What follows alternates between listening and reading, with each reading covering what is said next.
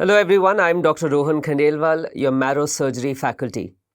And in today's session, I'll be talking about the surgery questions which were asked in the INI-CET November exam. Now, the first shocker for students were the two sessions which INI-CET announced this time. And because of the two sessions, we thought that the number of topics from which they're going to ask questions is going to go up. But in reality, they ask questions from the previous year topics only. So for future INI-CET aspirants, my advice would be to please go through those topics in depth, the previous topics, make a note of them. All of the toppers who got good ranks this time, all of them had done their planning, that they'd written down their previous year topics and they worked on it repeatedly. They revised it multiple times. You can also make use of the schema feature on the Marrow app to make a list of these topics. Now, session 1, which was the morning session, there were 22 questions from surgery, and the division was urology was just one question. A lot of questions from trauma and burns, which is expected in INI-CET, and from GI surgery, 7 each. Breast and endocrine, there were 3 questions, which is usually the number which they ask. And general and shock, there were 4 questions. So total 22 questions were asked. Let's talk about the questions topic-wise. First, let's talk about the single urology question which was asked in the first session. They had asked the correct order of hypospadia surgery. And if you've seen my lectures on the Marrow app, I have repeatedly covered this question. It's there. It's discussed towards the end of the module as well and inside the module also. So the various components of hypospadia surgery, we'll talk about that. So hypospadia, as you know, is the most common congenital urogenital anomaly, and this is when the urethral opening is ventrally placed. And this can be associated with micropenis and undescended testis. There are various types of hypospadias, and you should know that the glandular type is the most common and the mildest type of hypospadias, whereas the perineal type is the most severe type of hypospadias. The clinical features, the abnormalities which you can get in a child with hypospadias, you can get chordee.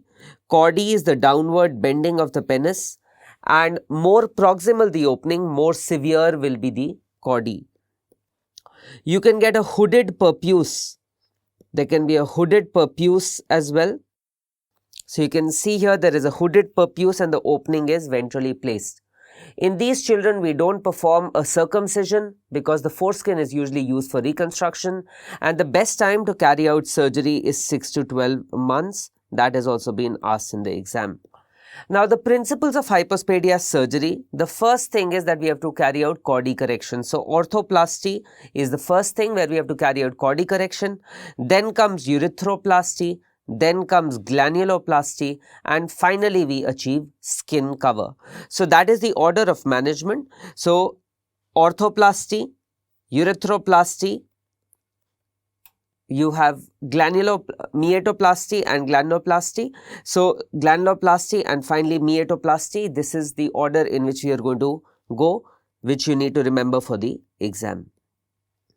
There are various types of hypospadias repair. It can either be done in a single stage or 2 stage. And one question regarding the complication, the most common complication which has been asked is the formation of a ureterocutaneous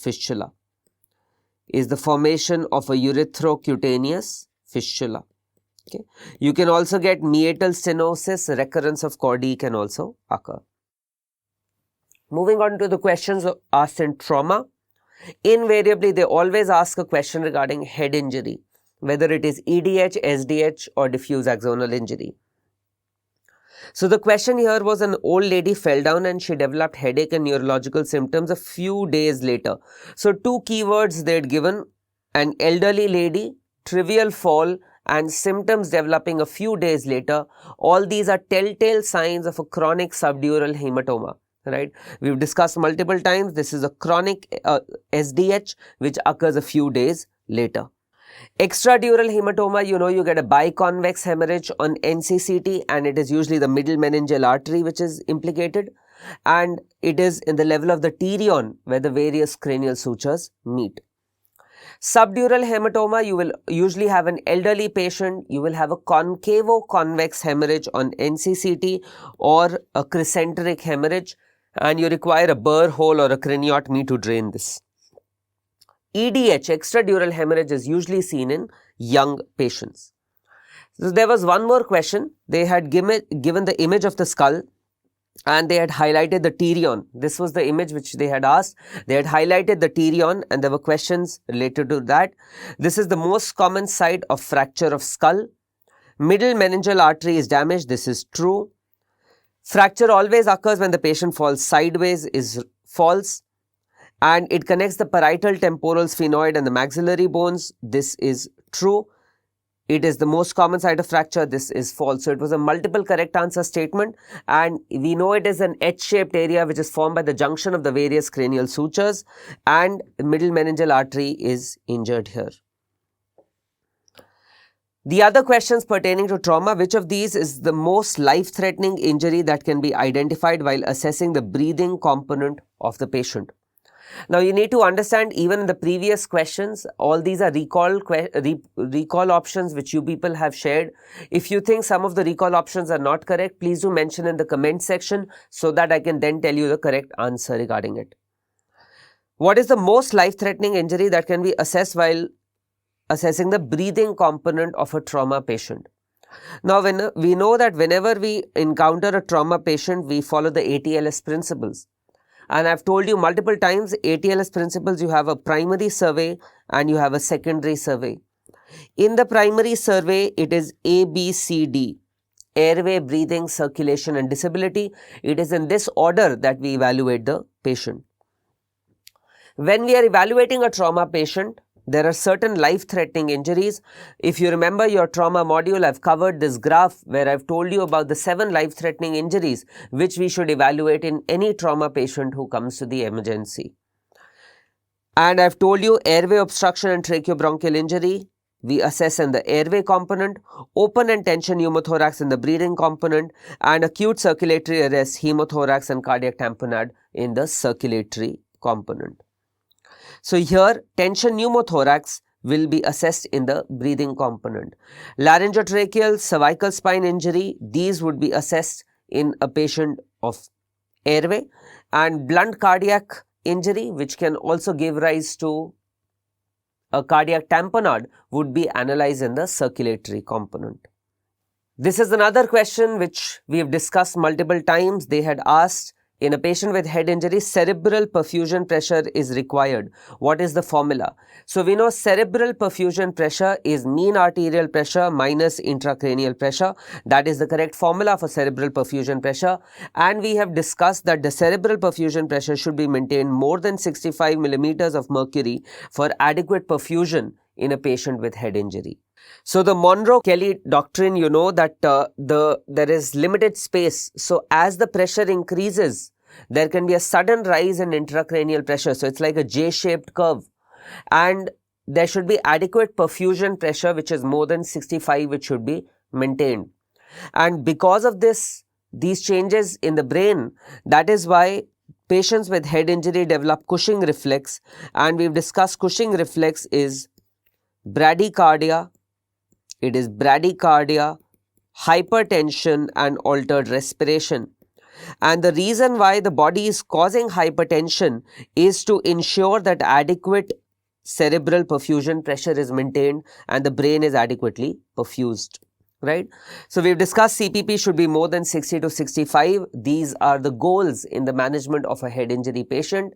We should maintain adequate oxygenation and we should avoid dextrose containing fluids. In head injury patients, we can even use mannitol to bring down the intracranial pressure. There is no INI-CET exam without a question on tension pneumothorax. Invariably, tension pneumothorax and pneumoperitoneum are like constant features in an INI-CET surgery paper. So this was the question regarding tension pneumothorax, where a patient presents with multiple stab injuries to the chest. On examination, there's reduced chest movement on the right side and tracheal deviation on the left. So there's mediastinal shifting, reduced chest movement, neck veins are distended, right? So we have a patient of tension pneumothorax here. I think so hyperresonant percussion note was also mentioned.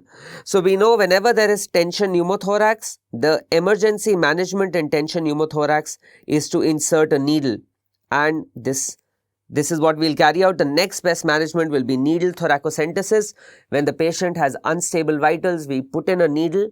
You know, for adults, the needle is inserted now in the fifth intercostal space in the mid-axillary line, and for children, it is the second intercostal space along the mid-clavicular line. Right, so this is tension pneumothorax, where you can see that the mediastinum is shifted to the other side. You can see a blacked out lung and you can see air there. So for adults, it is now fifth intercostal space, mid-axillary line. For children, it is unchanged. It is second intercostal space in the mid-clavicular line. Another thing which has been asked in the exam, that EFAST can be used to evaluate tension pneumothorax, and this is going to be loss of seashore sign. Seashore sign is normally present when you do a scan. Loss of seashore sign, you can get barcode and stratosphere M sign as well on EFAST in tension pneumothorax. So tension pneumothorax, everyone should know for the INI-CET exam. Now, you should also know that a lot of times these INI-CET topics are repeated in NEET PG as well. So, anyone who is preparing for NEET PG also, please make a note of these topics, and these topics you should all do in detail. So, when we are treating tension pneumothorax, we also, if there's an open or a sucking wound, we tape it on 3 sides so that we reverse the flow of the one-way valve. There was another question regarding ATLS. I told you in ATLS, the principles in the primary survey are A, B, C. Right. So they had asked, what is the sequence of management of a patient of RTA? Now we know that A is airway, but in airway, it is always cervical spine followed by airway. I have told you multiple times that it is the cervical spine which is given maximum priority, and that is the first thing which you need to evaluate. So cervical spine will be first, intubation, then comes your IV line insertion and damage control surgery. Now, I've told you when I was telling you about trauma that this is a theoretical classification. In reality, when we deal with a trauma patient, it is a team which is dealing with that patient, and all these things happen simultaneously. It's not as if we wait for one component to get over and then we do the other component. One person will be intubating, other one will be putting in an IV line. So it happens simultaneously. But for your theory exams, we will follow the ABCD principle. Another question regarding damage control surgery, which is also a frequent thing which is asked in the INI-CET exam, which is not included in damage control surgery. Now, you know, damage control surgery is also known as abbreviated laparotomy, and it is done in those trauma patients who are suffering from the terrible triad of trauma, which is acidosis, hypothermia, and coagulopathy. So we do hemorrhage control, we do decontamination, we do resuscitation. Vascular anastomosis is not a part of damage control surgery. Damage control surgery is something which we do quickly. It is a life-saving procedure, and vascular anastomosis is not a part of it. So you can see here, this is damage control surgery. I've already told you the indication, that is the lethal triad of trauma, when the patient is suffering from coagulopathy, acidosis, or hypothermia. Phase 0 is identification of the patient in the emergency room. In phase 1, we shift the patient to the OT for an emergency laparotomy. When we are doing the emergency laparotomy, we have to finish the surgery as soon as possible. So the aims in the emergency laparotomy are to control hemorrhage and to prevent contamination. Once we've achieved this, we carry out temporary closure of the abdomen and we shift the patient to the ICU for phase 2, that is control of physiology. We correct the triad. Once we've corrected the triad in 24 to 48 hours, then comes phase 3, where we do re-exploration, and now we correct the anatomy of the patient. So these are the 3 components of damage control surgery which you should know about. Moving on to the questions related to shock and general surgery. Which of the following is true regarding hemorrhagic shock? So in hemorrhagic shock, there is peripheral vasoconstriction, which is true, which is why you get cold extremities. We know that whenever the sympathetic system is stimulated, it will cause peripheral vasoconstriction. Anaerobic respiration produces carbon dioxide. This is also true. Shock means that adequate oxygen is not reaching the tissues, and there will be anaerobic respiration and carbon dioxide is produced. The base deficit increases, which is true. This is a sign of acidosis, and it does increase as the various stages of shock proceed. Renal perfusion is maintained till late stages. This one is false. This one is false. So it was a multiple correct answer statement, and A, B, C are correct. D is a false statement. We know that in class 1 and 2, class 1 no major changes occur. Class 2 is the compensated phase where the systolic BP remains normal, right? There is tachycardia, but systolic BP remains normal, and renal perfusion or perfusion to the major organs is intact in class 2.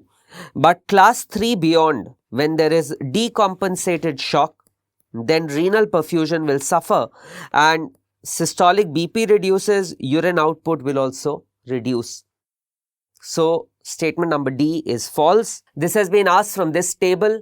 Invariably, one question is asked every year from this table. These are the 4 classes of hypovolemic shock. I've told you that how do we remember the percentage of blood volume loss? It is remembered as the scoring of a tennis game. Class 1 is 0 to 15, class 2 is 15 to 30, class 3 is 30 to 40, and class 4 is more than 40. Class 2, I told you, is the compensated phase where there is tachycardia but BP is maintained.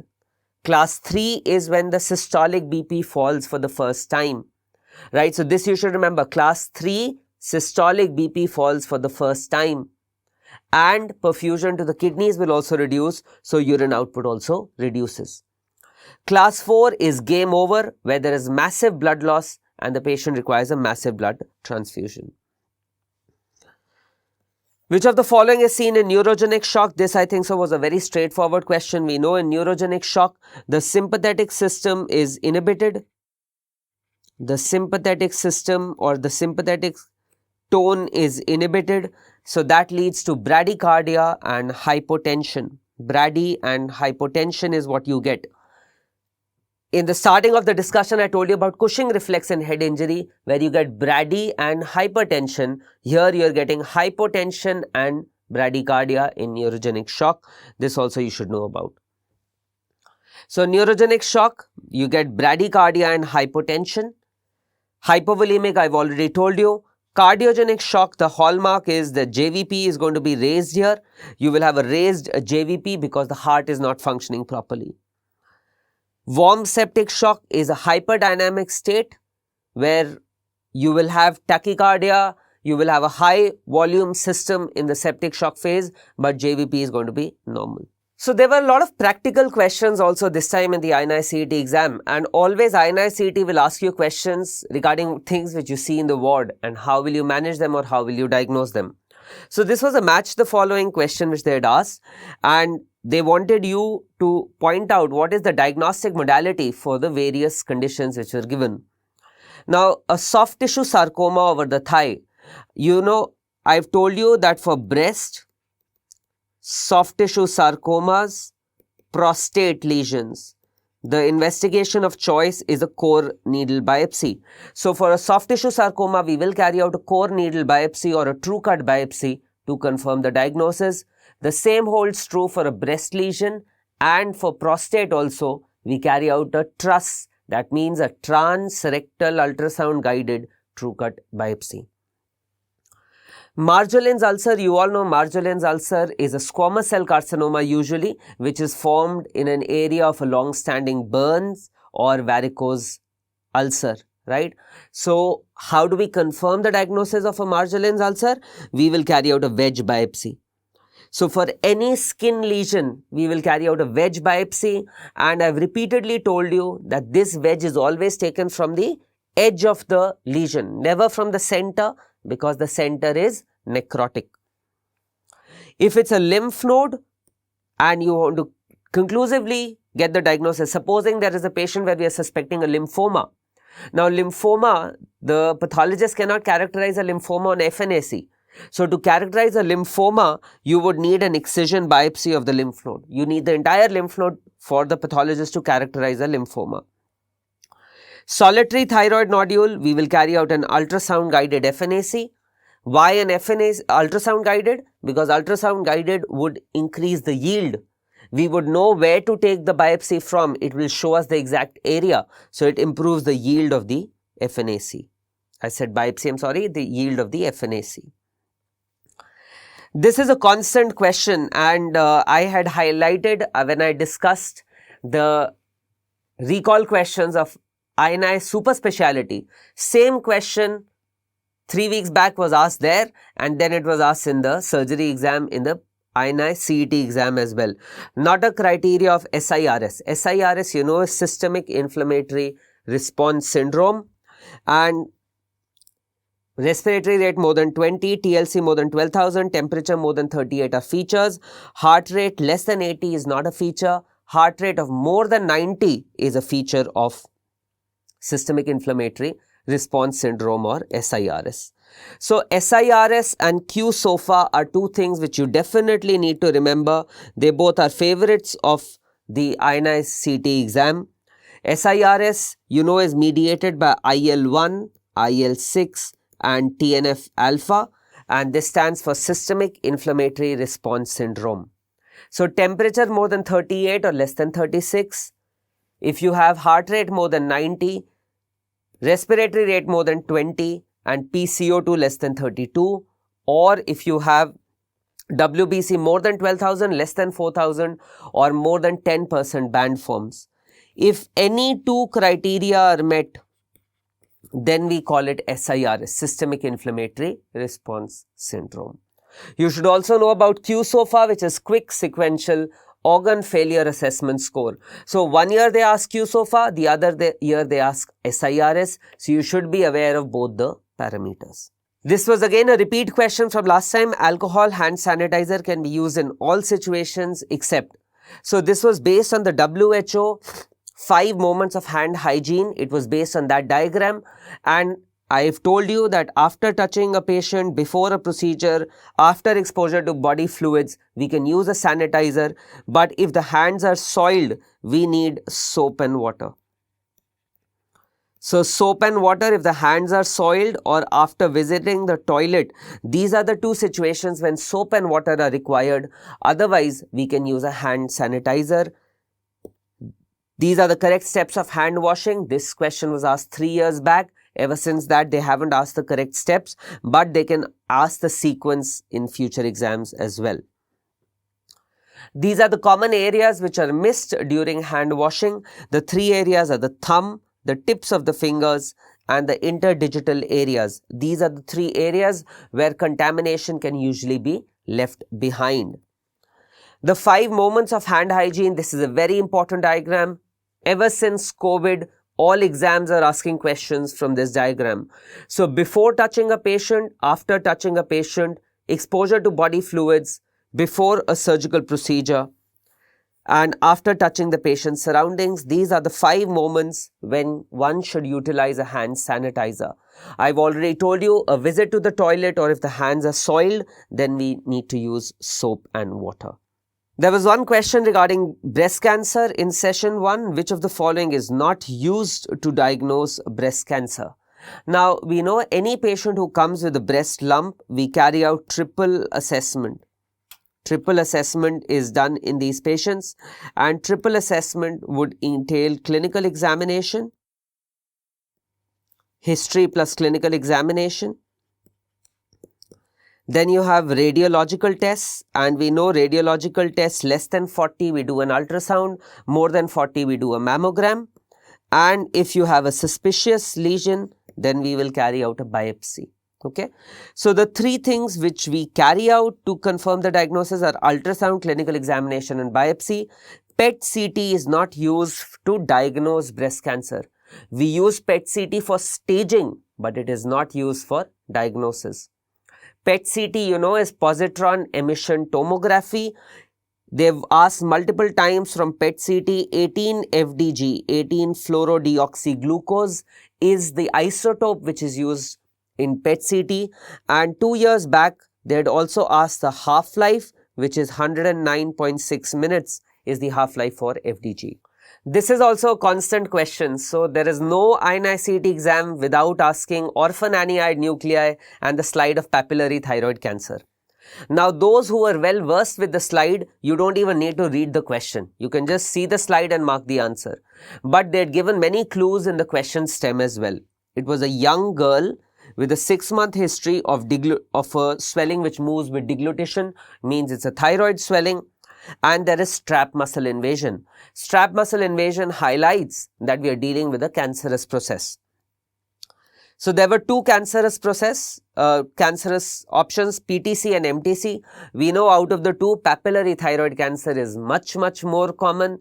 The age group is also for papillary thyroid cancer, and they had shown a slide where they had shown orphananiide nuclei. So papillary thyroid cancer was the answer. Had it been medullary thyroid cancer, the slide would have shown amyloid-rich stroma, which I have covered. I have told you that pinkish material is amyloid-rich stroma, which you would have seen.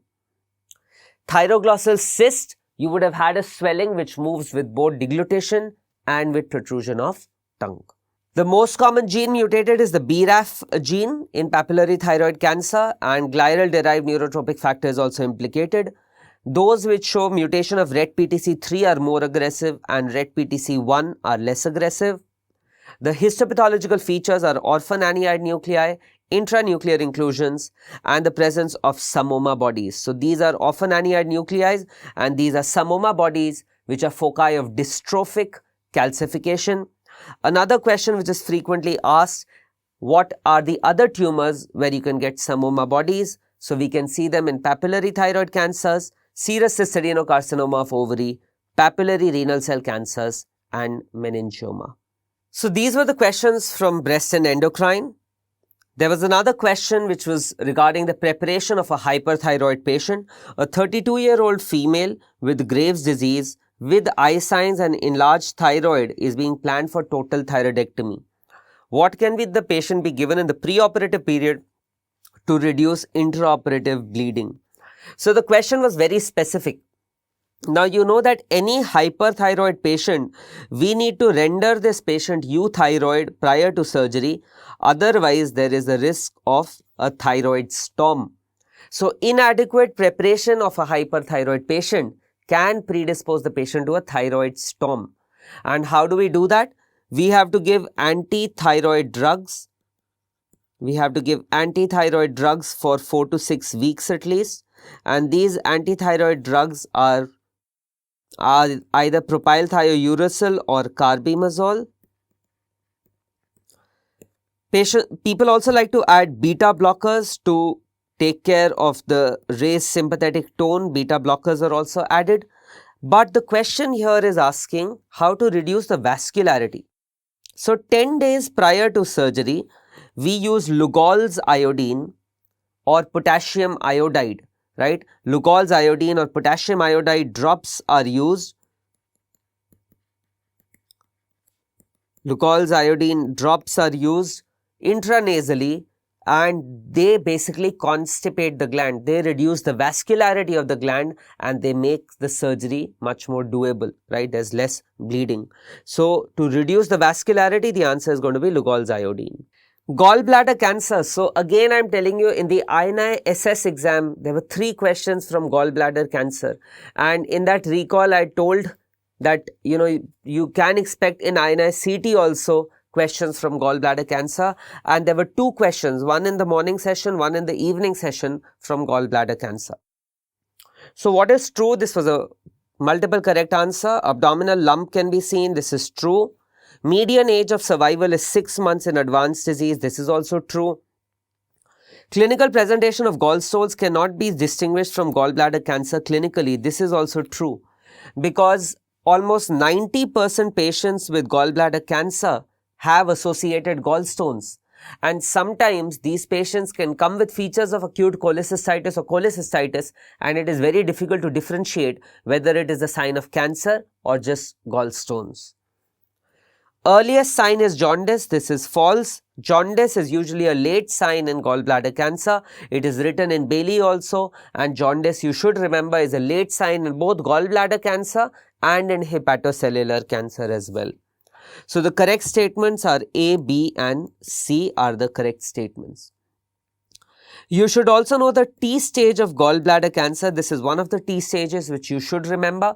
You should know that T1A is when there is no muscle invasion and a simple cholecystectomy is enough, whereas T1B is when there is muscle invasion and you need to carry out a radical cholecystectomy in these patients. There was a question that a patient comes with a mass in the abdomen and the outer lining of the stomach, and the IHC is positive for CD117, negative for LCA, cytokeratin and S100. So I think it's a straightforward question. As soon as you see mass in the stomach, positive for CD117, you can answer that it is a gastrointestinal stromal tumor, right? GIST. GIST, the most common site is the stomach, and the immunohistochemical marker CD117 or CET is present in more than 90% gastrointestinal stromal tumors. So GIST arises from the intestinal pacemaker cells of Cajal. The most common site is the stomach, and you get Carney's triad, which is a sporadic triad which you can see where there's gastric GIST, paraganglionoma and pulmonary chondroma. Carney-Stratakis syndrome is a familial syndrome where pulmonary chondromas are missing. Patients usually come with upper GI hemorrhage, and CECT is the investigation of choice. So mind you, it is a radiological diagnosis. It's a radiological diagnosis. Most common presentation is upper GI hemorrhage. Investigation of choice is CECT, and PET-CT can be done to monitor the therapy in metastatic GIST. So in GIST, we can do a wedge resection with a 2 cm margin. Unlike gastric cancers where you need to do a gastrectomy, in GIST, a wedge resection is also feasible. We take a 2 cm margin. The Fletcher's classification is the one which determines whether it is a malignant GIST or a benign GIST, and it is based on the number of mitotic figures and the size of the tumor. The IHC markers for GIST which have been asked in the exam, I've told you CD117 or CET. This is present in 90% patients. CD34 is present in 60 to 70% patients. And Dodge1 is the most specific marker. Dodge1 is the most specific marker for gastrointestinal stromal tumors, and it is usually present in those patients who are CD117 and CD34 negative. Another match the following was regarding radiological signs seen in various surgical conditions, and it was a straightforward question. We know rat tail sign can be seen in esophageal cancer or achalasia. They had not given esophageal cancer, which is a better answer, but they'd given achalasia. You know, in achalasia you can even get bird's beak appearance. Football sign, I told you there is no INI-CET exam without pneumoperitoneum. Football sign can be seen in massive pneumoperitoneum. Right, you can get string sign and inverted umbrella sign as well. String sign you will see in hypertrophic pyloric stenosis. Inverted umbrella sign we see in ileocecal tuberculosis. So this is football sign, which is massive pneumoperitoneum. This is your rat tail appearance or your bird's beak appearance seen in achalasia. The Fleischner sign is thickening of the ileocecal valve lips and wide gaping of the valve with narrowing of the terminal ileum. This is inverted umbrella sign, which is seen in ileocecal tuberculosis. And this also answers one more question which was asked in the exam, that ileocecal junction is the most common site for bowel tuberculosis. That question was also asked in the exam. This is infantile hypertrophic pyloric stenosis, again a favorite topic of the AIIMS exam. So rather than, because they didn't have enough questions to ask this as a separate question, they asked the sign in the match the following, and you can get string sign or mushroom sign or rail track sign if you do a contrast study. For idiopathic hypertrophic pyloric stenosis, you know that the investigation of choice is an ultrasound, and the pyloric thickness more than 4 millimeters and length of the pyloric channel more than 16 millimeters is what confirms the diagnosis. Again, gas under diaphragm, I told you pneumoperitoneum they always ask. So this was the image which they had asked, gas under diaphragm they had asked. They had asked, how do you manage this patient? Now we know gas under diaphragm is usually a sign of hollow viscous perforation. So they had also mentioned this is a patient with peptic ulcer disease. So hollow viscous perforation, this patient is going to come with peritonitis. He will have rebound tenderness, guarding, rigidity. there will be tachycardia, vitals can be unstable. So very common patient which you see as an intern also in the surgery emergency. Whenever you get a patient, you will give IV fluids in these patients and we have to carry out an exploratory laparotomy. Upper GI endoscopy has no role here. CECT is done in those patients where we have a doubt whether there is a pneumoperitoneum or not. It is the most specific or the most sensitive test to do it. But here in the image, it is clearly visualized that there is pneumoperitoneum and the patient has peritonitis, so there is no role of CT as well. So you give IV fluids, you resuscitate the patient, give antibiotics and take up the patient for an emergency laparotomy. Another question was that they'd shown an image and they wanted you to diagnose the condition. And this is a very common X-ray which is asked. You can see this is your bent inner tube sign,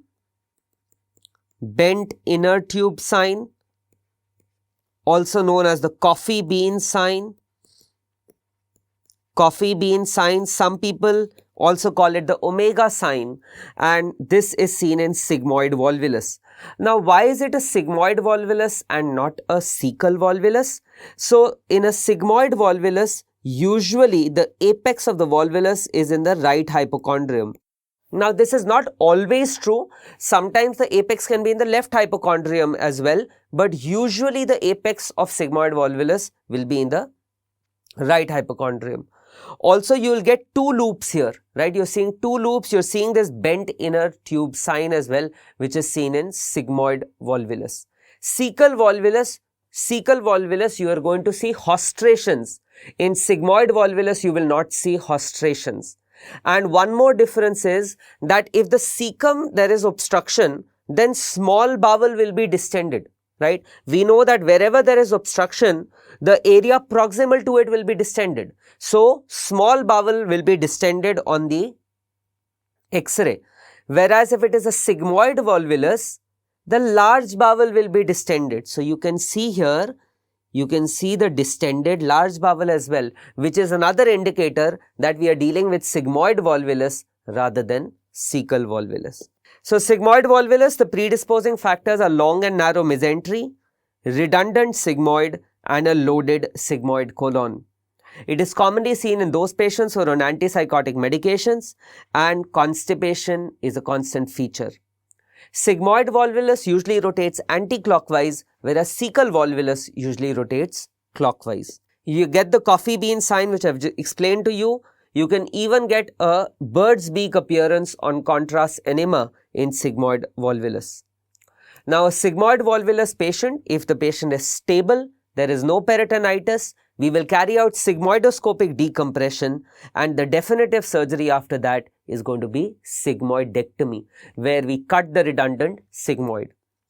If there is a perforation, if the patient is unstable, then we do the classical Hartmann's procedure, which has also been asked many times. In the Hartmann's procedure, if there is a perforation in the sigmoid, we take out the proximal end as a colostomy, we close the distal end and we keep it inside. The next question was regarding a liver lesion which they had shown on a CT scan, and on that liver lesion you could see a calcified wall, and they had asked what is the diagnosis. So this calcified wall, it was a cystic lesion with a calcified wall. The answer was a hydatid cyst, right? FNH, we will see focal nodular hyperplasia, we see a central stellate scar, which central stellate scar you see because it's a central arteriole which radiates out and it gives rise to a central stellate scar. That wasn't visualized here. This is not how hepatocellular carcinoma is seen, and liver abscess will also not come with a rim of calcification. So CECT is the investigation of choice for liver hydatids. Liver is the most common organ which is involved with hydatid disease, and you have the old Gharbee's classification and the new WHO classification for hydatid cysts. The two classification points which you need to remember, you get a honeycomb multiseptated cyst in CE2 and you get water lily sign in CE3A. Calcified wall is seen in CE5, which is what was visualized here. You could see a calcified wall, so this is a CE5 type of liver hydatid. Another question which was asked, so they've asked a lot of questions previously regarding the complications of gastrectomy or gastric resection. Now we know one of the complications of gastric resection, the most common is iron deficiency anemia. That is the most common complication. There can be vitamin D3 or calcium deficiency, and there can be B12 deficiency as well.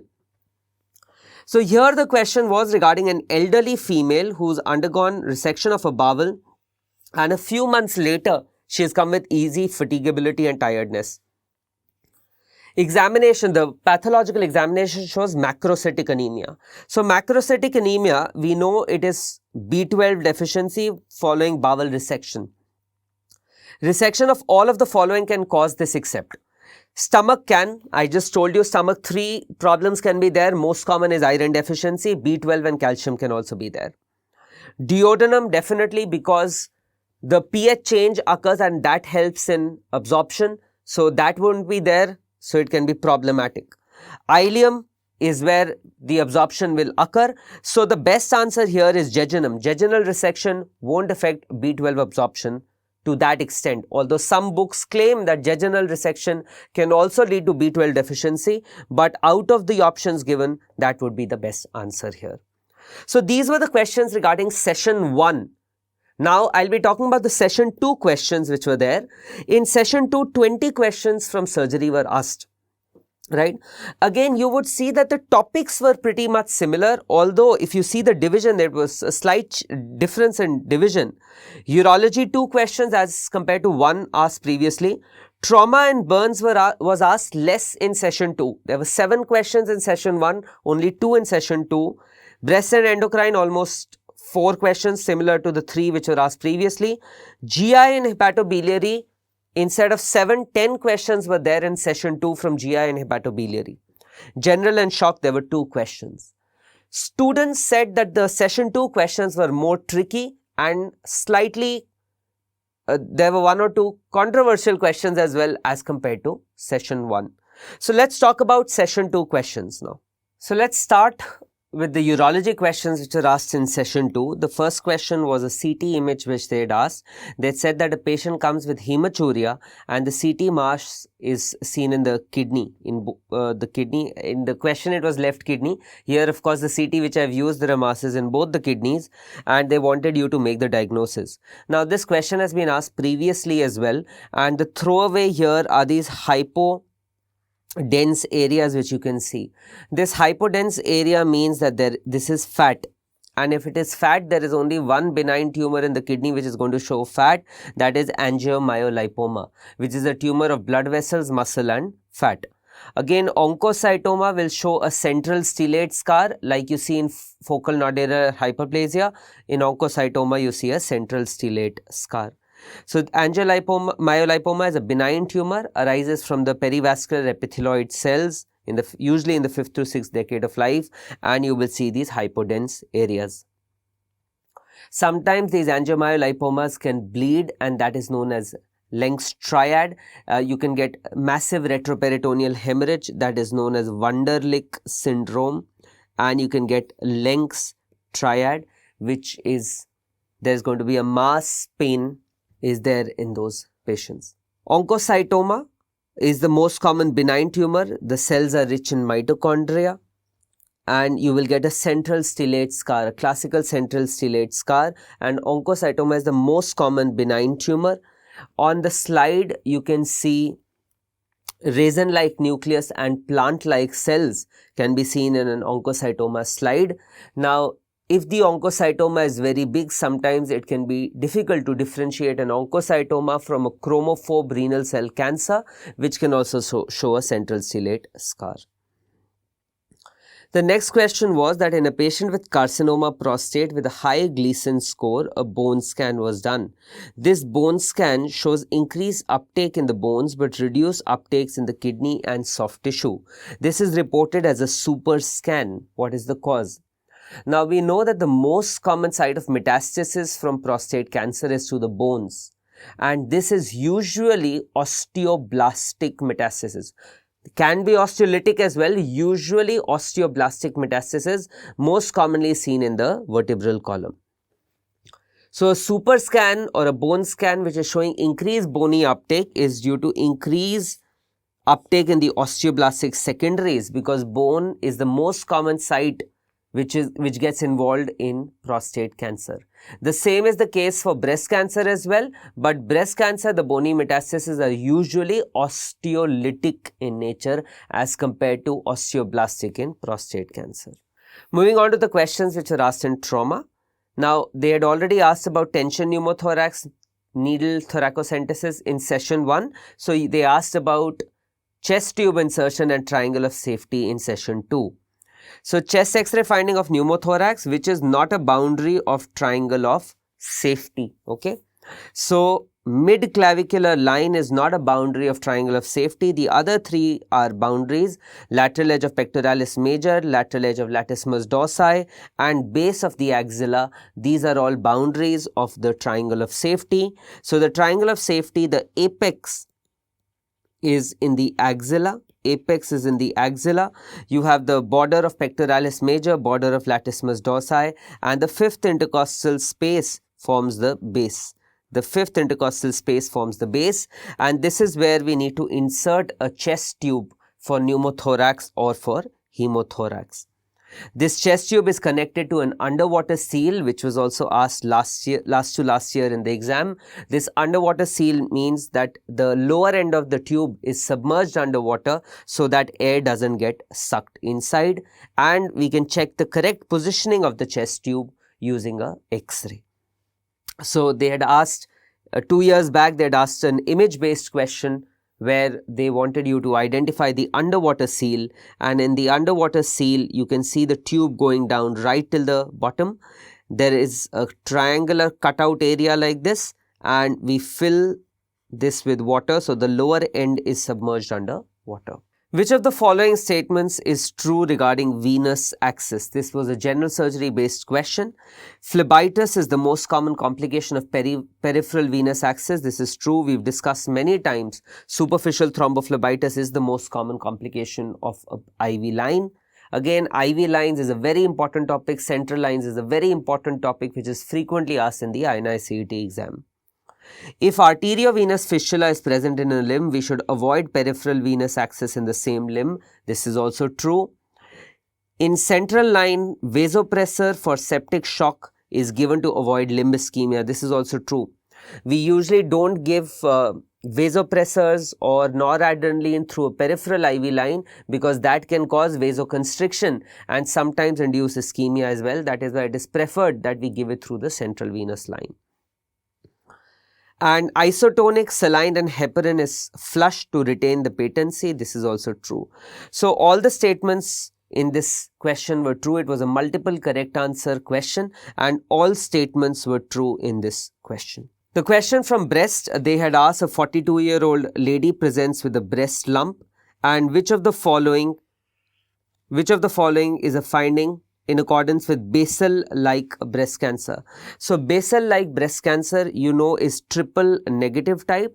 Basal or triple negative, they both are synonymous. So, D is the correct answer, D only. And you know, basal is the most aggressive, or triple negative is the most aggressive type of breast cancer. Now, molecular classification, again, since the last 3 years, questions from molecular classifications are being asked in the exam. This is based on gene expression profiling. Luminal A type is the most common and it has the best prognosis, and luminal A is ER/PR positive, HER2/neu negative, and it has a low Ki-67. Ki-67 is a proliferation index marker, so low Ki-67 means that the tumor is dividing less rapidly. Luminal B is either ER/PR positive, HER2/neu negative like luminal A but high Ki-67, or it can be triple positive, ER/PR, HER2/neu are positive. HER2/neu enriched is ER/PR negative and HER2/neu positive. Basal or triple negative type, all three are negative, and it is positive for cytokeratin 5 and 6. It is usually seen in young patients. It is the most aggressive cancer and it has a high rate of distant metastasis. Having said that, the TNBC is the most aggressive, This is the one which responds best to chemotherapy as well, right? So question can also be asked in a separate manner. Which tumor reacts best to chemotherapy? It is a triple negative breast cancer. Another question was regarding BI-RADS, which is also an important topic. BI-RADS stands for Breast Imaging Reporting and Data Systems. So 42-year-old lady comes with a lump in the breast with no nipple retraction. Mammogram is shown. What is the BI-RADS score? So this is a typical popcorn calcification of a fibroadenoma. And this popcorn calcification, we know fibroadenomas are benign, and BI-RADS 2 is indicative of a benign swelling or a benign lump in the breast. So you need to remember the mammography criteria, the BI-RADS criteria. They've been asked. This is a fibroadenoma, popcorn calcification, cancerous lesions. You will have spiculated margins, irregular margins would be there. This is a malignant lump on mammogram. So this is the BI-RADS score. BI-RADS is done for mammography, ultrasound and MRI. All whenever you do a scan, you will report it as a BI-RADS score. BI-RADS 0 is when you need additional imaging. 1 is negative, 2 is benign. In both, the follow-up is after 1 year. BI-RADS 3 is probably benign, where you need a short-term follow-up. This has also been asked, where you need to do the follow-up after 6 months. This has also been asked in the exam. BI-RADS 4 is suspicious, and all suspicious lesions require a biopsy. We have to carry out a biopsy in a BI-RADS 4 lesion. BI-RADS 5 is highly suggestive of malignancy. A biopsy is required, and BI-RADS 6 is a biopsy-proven malignancy. Another question was regarding the contraindications for breast conservation surgery. So all of the following are contraindications except. So nodal disease is not a contraindication for BCS. This I have told you many times. Even if nodal disease is present, we can still do a breast conservation. Multiple tumors, it is a relative contraindication. Multifocal when you have tumors in the same quadrant. Multicentric when you have tumors in the separate quadrant. That is a contraindication for breast conservation surgery. A large tumor is a relative contraindication, but after NEET, neoadjuvant chemotherapy, we can do BCS. BCS can be done. And history of prior radiation is also a relative contraindication, although if there has been a long gap, nowadays still in these patients also we are trying out BCS. But for your exam, please remember radiation, large tumor and multiple tumors, these are contraindications, right? Lobular cancer, which is multicentric, can also be a contraindication for BCS. Pregnancy, because we cannot do radiotherapy, is also contraindication. But in nodal disease, in central quadrant tumors, we can carry out breast conservation surgery. It is not a contraindication. Nodal disease is not a contraindication. Nodal disease is not a contraindication for breast conservation surgery. The next question was regarding MEN syndrome, which is also a very frequently asked topic in the exam. So they had asked which of the following are associated with MEN2A syndrome. It was a multiple correct answer question. So parathyroid hyperplasia is present in MEN2A, that is Sippel syndrome. This is Sippel syndrome. Medullary thyroid cancer is the most common presentation. Café au lait spots and optic nerve gliomas are not seen here. So MEN1 is menin gene. This is Wermer syndrome. You get 3 Ps, pituitary adenomas, parathyroid adenomas and pancreatic endocrine tumors, right? And you can get thymic tumors, collagenomas and adrenal cortical tumors as well. So this is MEN1 syndrome. MEN2 is because of RET proto-oncogene mutation. There can be 3 types. You can have MTC only, that is medullary thyroid cancer only. This is usually due to exon 618 mutation on the RET gene. You only get medullary thyroid cancer. MEN2A is Sippel syndrome. This is exon 634 and you can get medullary thyroid cancer, parathyroid adenomas, pheochromocytoma and megacolon. MEN2B is also known as MEN3 syndrome and this is usually due to exon 918 mutation. You get medullary thyroid cancer, which is the most common. It is also the most aggressive type of medullary thyroid cancer, which you get here in MEN2B syndrome. So you get 5 M's, that is medullary thyroid cancers, megacolon, marfanoid features, mucosal neuromas, and medullated corneal nerve fibers, and this is due to exon 918 mutation. Moving on to the GI surgery questions. This was a very good question. I'm glad that this was asked because I always cover it in my lectures. I've made the diagram. If you've seen the module on colorectal cancer surgery, I've made the diagram and I've told you which all vessels are ligated in each type of surgery. So the question was, which of the following is resected during surgery for carcinoma proximal transverse colon?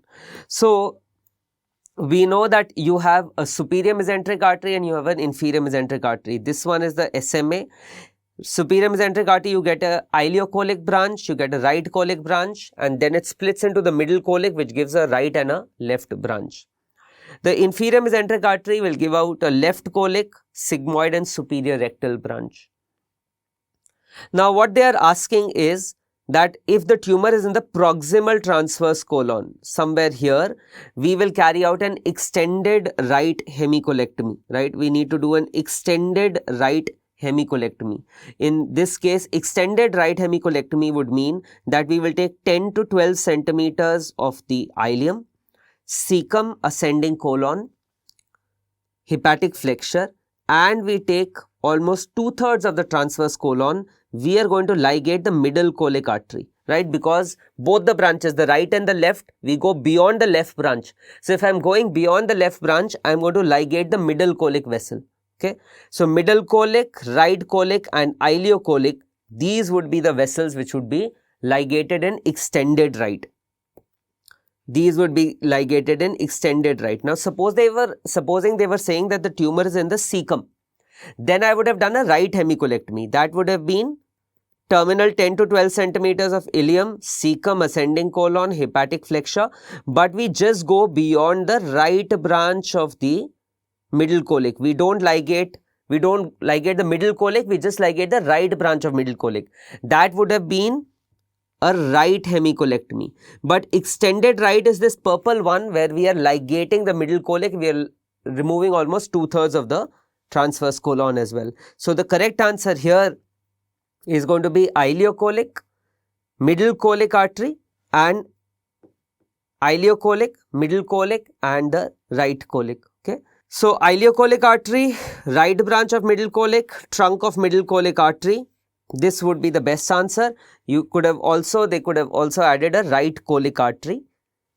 This right branch of middle colic, this right colic would be a better option here. So ileocolic, right colic, and trunk of middle colic is what we ligate in an extended right hemicolectomy. Another question related to the blood supply. So 2 questions were there. Post appendicectomy, exploration is done and bleeding is there. Ligation of which vessel would be beneficial? So we know appendicular artery is a branch of the ileocolic artery. So if we ligate the ileocolic artery, then we can control bleeding from an appendicular stump or a bleeding appendicular artery post appendicectomy. Which of the following vaccines should not be given before splenectomy? Now we know when we do splenectomy, then there are chances of infections and OPSI can develop. OPSI is opportunistic post-splenectomy infection. Now, these opportunistic post-splenectomy infections are usually seen in children. These are seen after we do splenectomy for hematological conditions more than trauma and commonly occur within the first 2 years. Now, this OPSI occurs because of encapsulated bacteria. And these encapsulated bacteria, the most common is pneumococcus. You can get Haemophilus influenzae and meningococcus. So these are the 3 which are the culprits for OPSI most of the times, most common being pneumococcus. So if you look at the options now, Haemophilus influenzae vaccine we'll use, meningococcal we'll use, pneumococcal we'll use. There's no role of prophylactic typhoid vaccine in patients who are undergoing splenectomy. The best time to give this vaccine is 2 weeks prior to elective splenectomy. Most common site of ileocecal tuberculosis is ileocecal junction. This I answered when I was discussing session 1 questions. I told you the match the following options, the radiological sign which was asked, that ileocecal junction is the most common site for ileocecal tuberculosis. Another question which was asked was number of lymph nodes to be removed in each cancer for proper staging. Okay. So breast, we know 10 are removed. In breast, 10 are removed. In colon, we know 12 are removed. Colon 12, breast 10. Stomach is 15 to 16, right? Some sources say 15, some say 16. And gallbladder is 6. So these are the number of lymph nodes which need to be removed for proper staging in various cancers. This was a straightforward factual question which you need to remember for the exam. There was one question from pancreatitis which is usually there. Patient is referred from an outside hospital with acute necrotizing pancreatitis with a collection on CET. Patient is on pressor, so unstable patient with hypotension is there. How will we manage this patient? So we know if there is necrotizing pancreatitis, this would be visualized on the CT. And necrotizing pancreatitis, it is a serious condition with a high mortality. These conditions, these patients will require IV antibiotics, and the IV antibiotic of choice for infective pancreatitis or severe pancreatitis or necrotizing pancreatitis is IV meropenem. So of course this would be given. We will give IV fluids and we will resuscitate the patient. Okay. So IV antibiotics have to be given. Now because the patient is unstable, necrosectomy is out of the question. You try to operate this patient, patient will die on table. So when we get this patient, the first thing is IV antibiotics, give IV fluids. Then we do aspiration under image guidance. We will put in a pigtail catheter wherever there is a collection to reduce the septic load, to reduce the infective burden. Once the patient improves, then we can carry out necrosectomy. If required. So this would be the third option. MRI, unstable patient, there is no role. So the correct order would be IV antibiotics. You aspirate, and when the patient improves, if the infective foci is still there, then you can think about surgical necrosectomy. Otherwise, majority of the patients, we will just put in a pigtail catheter in that infected area. There was a question from gastric cancer. You have to identify the false statements. Mostly hereditary, this is false. Most are sporadic. E-cadherin is seen in diffuse gastric cancer. This is true. WNT signaling pathways with intestinal type of cancer, this is false. And depth of cancer has no role in the prognosis. This is also false.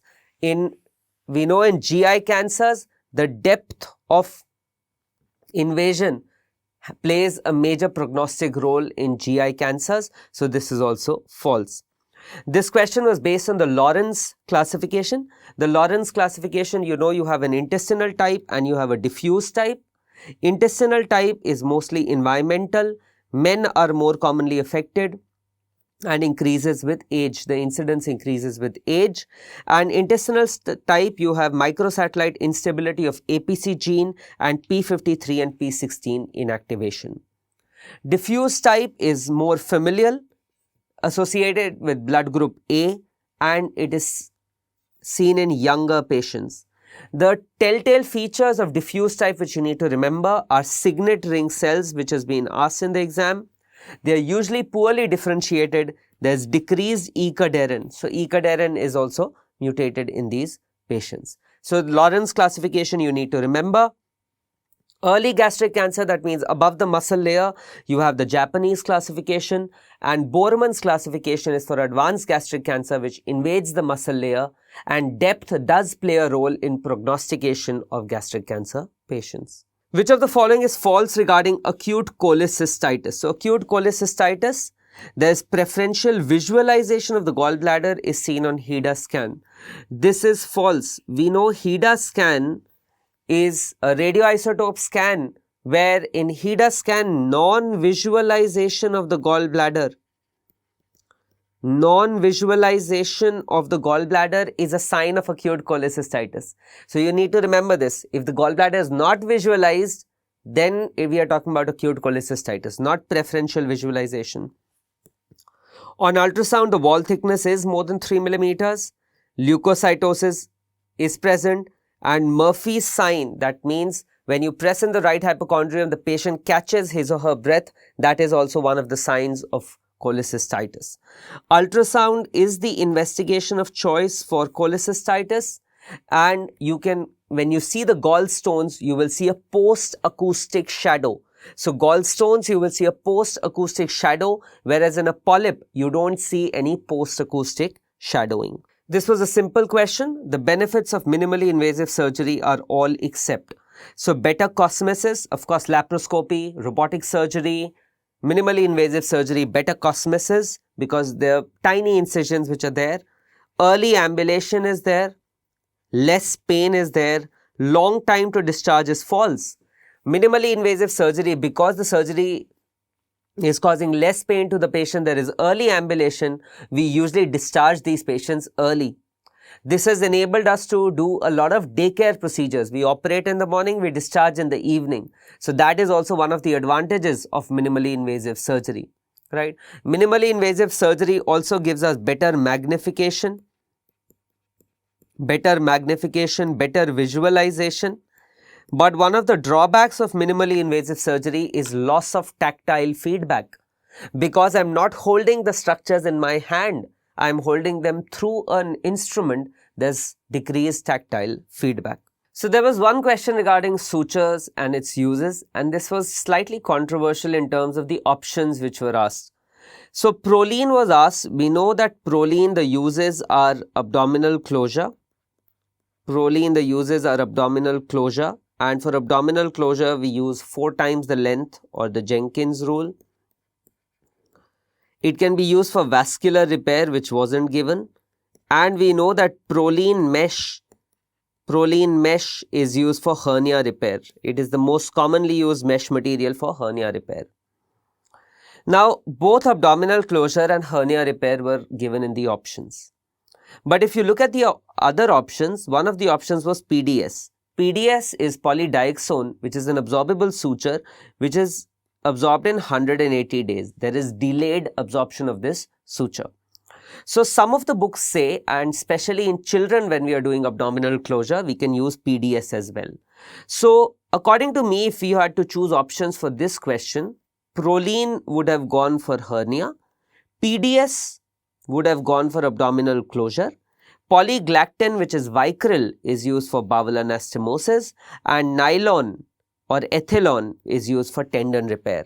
That's how I would have done the match the following in this, because in certain books, and PDS, especially for children, can be used for abdominal closure as well. So which is an early feature of carcinoma gallbladder? Now, this again is a slightly ambiguous question, because if you look at Bailey and if you look at Sebastian, one line which they've given is that you cannot differentiate the features of carcinoma gallbladder from that of cholecystitis, and those who are detected when the patient comes with features of cholecystitis are usually detected early. So if I have to go with an early feature, I would go with features of early cholecystitis. That is what is given in Bailey and Sebastian both. And if you read the paragraph in Bailey, they've written that you cannot differentiate the features of cholecystitis from that of gallbladder cancer. Mass, jaundice and ascites would be late features. The same is written in Sebastian as well. A case of partial recurrent bowel obstruction, weight loss and stricture in the bowel. What is the definitive management? Okay. So this is a patient where we are suspecting ileocecal tuberculosis, and ileocecal tuberculosis we will carry out. There are two options. It was a multiple correct answer option. So we can either remove the strictures followed by ATT, or we can do resection and anastomosis. So we can either do a stricturoplasty. If the strictures are far apart and you cannot resect that much of portion, you will do a stricturoplasty. But if the strictures are close by, then we can do resection and anastomosis. Okay. So supposing there's one stricture here, one stricture here, both of them are close to each other, we cut them and do resection and anastomosis.